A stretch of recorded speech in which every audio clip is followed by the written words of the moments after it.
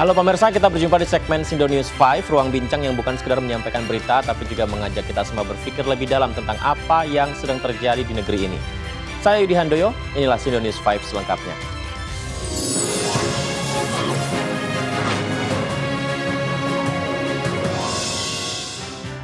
Pemirsa, banjir kembali menyapa Jakarta hari ini bukan sebagai bencana, melainkan tamu langganan yang selalu hafal alamat.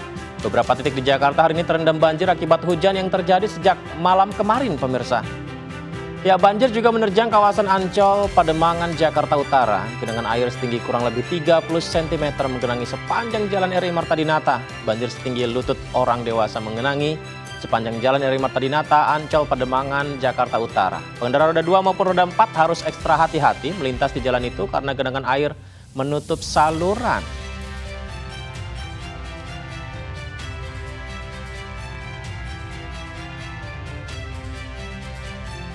Dan di Jalan Pangeran di Jakarta Pusat, banjir juga menggenangi seluruh badan jalan hingga menutup saluran air di sepanjang Jalan Jayakarta. Seperti yang kita saksikan ini, pemirsa. Genangan air meluap ke badan jalan usai hujan deras mengguyur Jakarta semalaman ya. Dan pagi tadi akhirnya banjir. Sementara itu saluran air yang katanya sudah dinormalisasi membuktikan diri sebagai karya seni abstrak indah di laporan ternyata masih misterius di lapangan. Air hujan turun sebentar langsung naik pangkat jadi banjir. Ini membuktikan gravitasi Jakarta punya selera humor sendiri, tapi kok malah menyulitkan warga.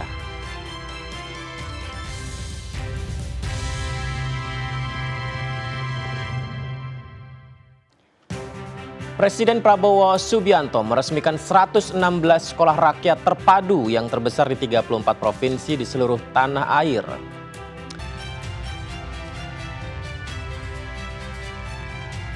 Pemirsa, peresmian sekolah rakyat ini untuk komitmen pendidikan inklusif diresmikan secara hybrid dari Sabang sampai Merauke.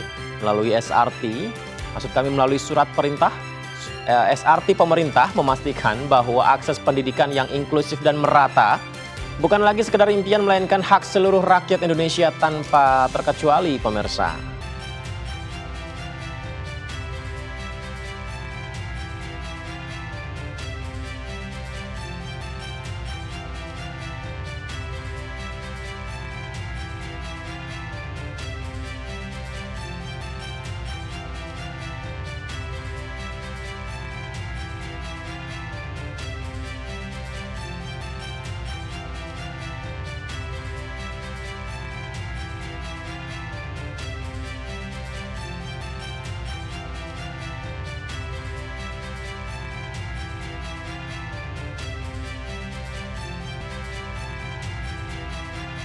Belum sempat memimpin latihan perdana timnas Indonesia, pelatih baru John Hartman keburu tumbang duluan pas tiba di Jakarta.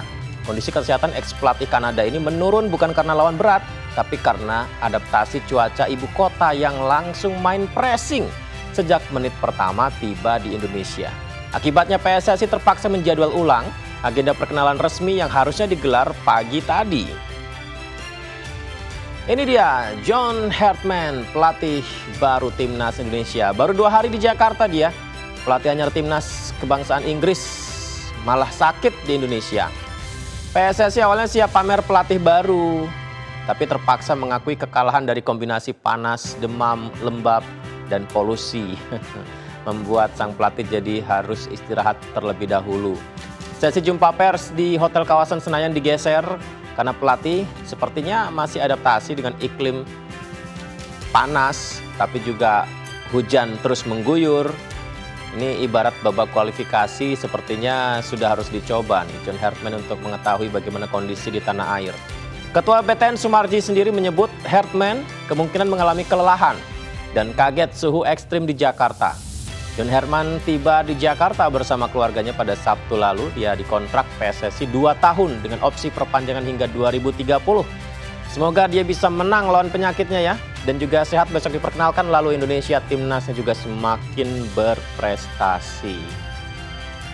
Pemirsa, menjadi pelayan tamu Allah membutuhkan kesiapan fisik dan mental yang tangguh. Hal inilah yang ditanamkan kepada para calon petugas haji tahun 2026 melalui rutinitas apel pagi. Meskipun hujan membasahi asrama haji sejak pagi, seluruh peserta diklat petugas haji 2026 sudah berdiri tegap di mes masing-masing. Suasana hikmat, suasana hening, serius menyelimuti jalannya apel pagi tadi menjadi agenda wajib sebelum memulai aktivitas pendidikan. Selain sebagai sarana penyampaian informasi strategis, apel pagi ini menjadi momentum untuk mengasah kedisiplinan dan kekompakan peserta pemirsa.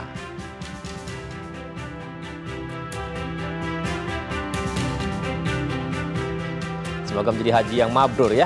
Informasi berikutnya pemirsa, Menteri Komunikasi dan Digital Mutia Hafid menegaskan pemblokiran sementara Grok bukan karena terlalu pintar, melainkan terlalu nakal. Ya, menurut Menkom Digi, deepfake seksual tanpa persetujuan ini bukan sekedar fitur tambahan teknologi, melainkan pelanggaran HAM yang dibungkus kecerdasan buatan AI. Pemerintah menilai kecerdasan artifisial yang digunakan untuk mempermalukan perempuan dan anak adalah contoh kecerdasan yang hilang akal sehat. Ya, ini sangat-sangat memprihatinkan ya. Katanya cerdas, tapi kok tidak punya norma. Ya, selain menutup akses Grok sementara, Menkom Digi juga meminta X sebagai pengelola platform untuk tidak hanya minta maaf, tapi juga harus bertanggung jawab.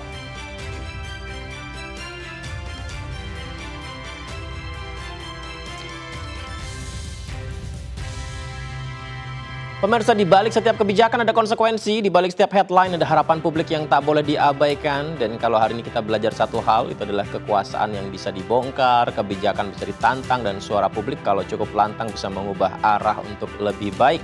Yudi Handai pamit, terima kasih, sehat selalu pemirsa, sampai jumpa.